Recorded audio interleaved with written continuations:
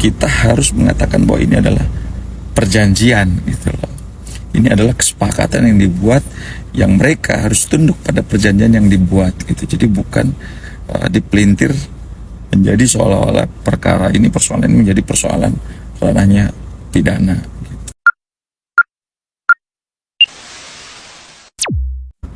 Selamat pagi guys.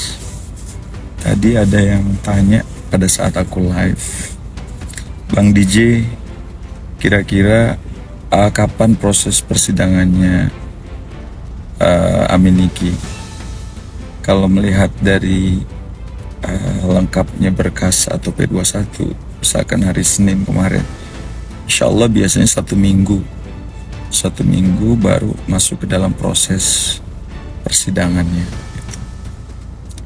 Terus apakah Amin Niki bisa bebas?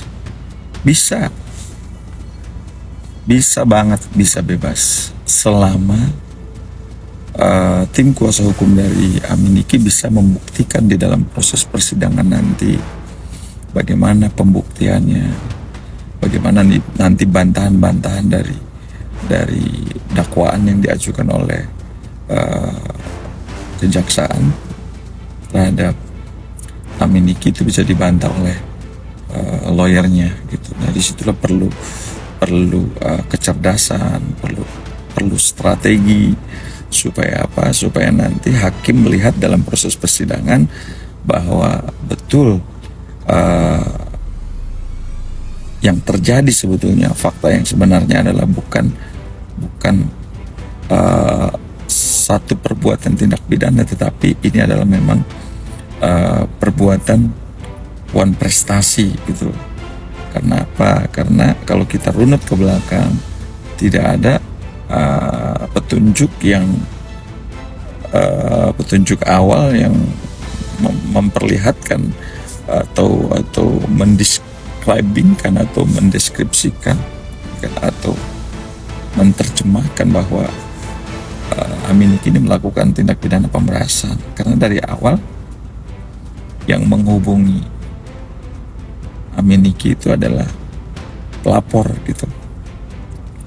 Dia minta, seperti yang kita tahu lah, bahwa Amin Niki ini diminta untuk menjadi ambasadornya lah ya, untuk mengiklankan bagaimana produk-produknya dari pelapor itu gitu. Sejauh itu bisa dibuktikan nanti dalam proses persidangan, ada perjanjiannya, ya kan? Perjanjian itu bisa tertulis dan bisa juga tidak tertulis ya. Seperti dijelaskan di dalam pasal 1320 ke Kitab Undang Hukum Perdata. Syarat sahnya perjanjian itu kan adanya para pihak. Di sini ada pelapor dan terlapor atau penggugat dan tergugat. Yang kedua adalah cakap secara hukum. Ini dua-duanya cakap secara hukum, bukan adanya paksaan gitu loh untuk melakukan perjanjian MOU ini gitu loh, agreement ini gitu, kesepakatan ini gitu. Terus yang ketiga ada objek yang dibicarakannya itu tentang skincare gitu. Dan yang keempat adalah adanya klausa yang halal. Jadi selama 4 poin ini masuk, kita harus mengatakan bahwa ini adalah perjanjian gitu loh. Ini adalah kesepakatan yang dibuat, yang mereka harus tunduk pada perjanjian yang dibuat gitu. Jadi bukan dipelintir menjadi seolah-olah perkara ini, persoalan ini menjadi persoalan ranahnya pidana. Terus diumumkan pas tepatnya harusnya Nikmir selesai P21-nya per tanggal 2 Juni. Diumumkan 2 Juni diumumkan. Katanya dari tanggal 28 sudah P21. Tapi pihak dari pelapor enggak mengetahui. Aduh, aku tuh lucu ya ngelihat kalian semuanya. Ya, junjungan si Silver, manusia abu-abu itu, yang kodratnya itu sok-sok punya piagam, ini ono si paling berprestasi, tapi tanggal 28 Mei menghadapi Pak Hakim tidak datang.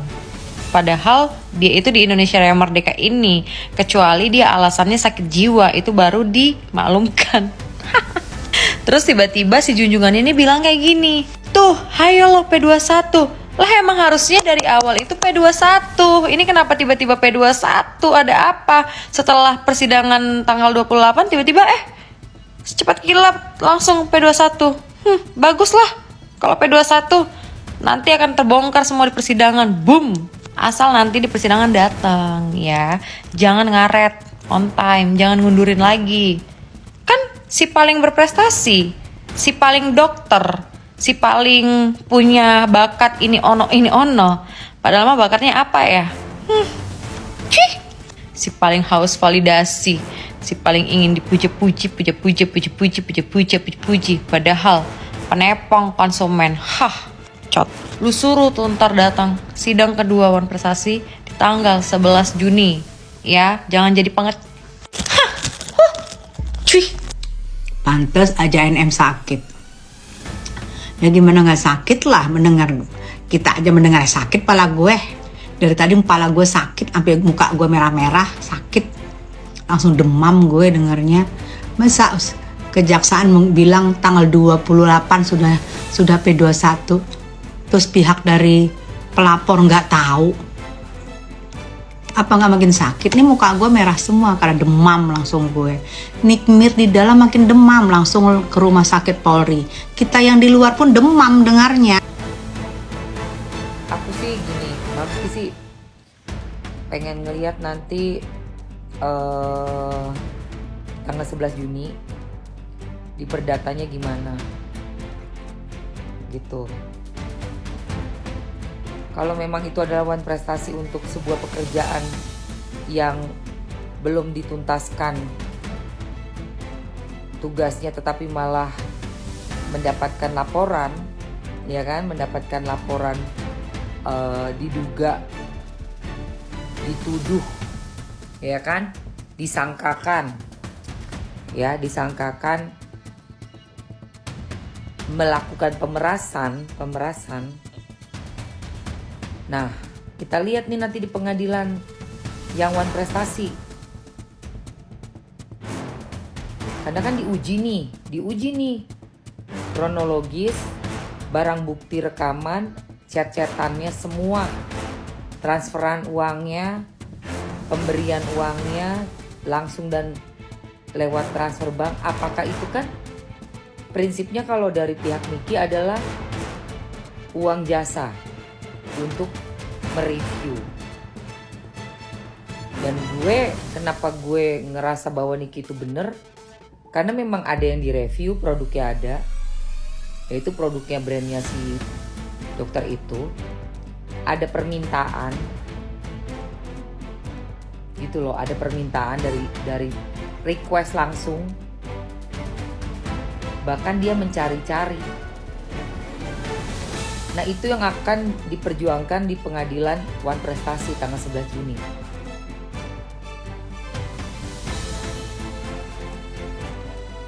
Pastinya tema dari pengadilan Wan Prestasi 11 Juni itu sama percis untuk pidananya Niki. Ngerti nggak? Teman-teman ngerti nggak? Jadi ini tinggal kalian nih berdoa biar Niki kuat lahir dan batin. Ya. Karena tanggal 11 Juni ini mau ada sidang, say. Oke, sidangnya Niki yang pidana belum, gak apa-apa. Sidang Wan Prestasi dulu maju.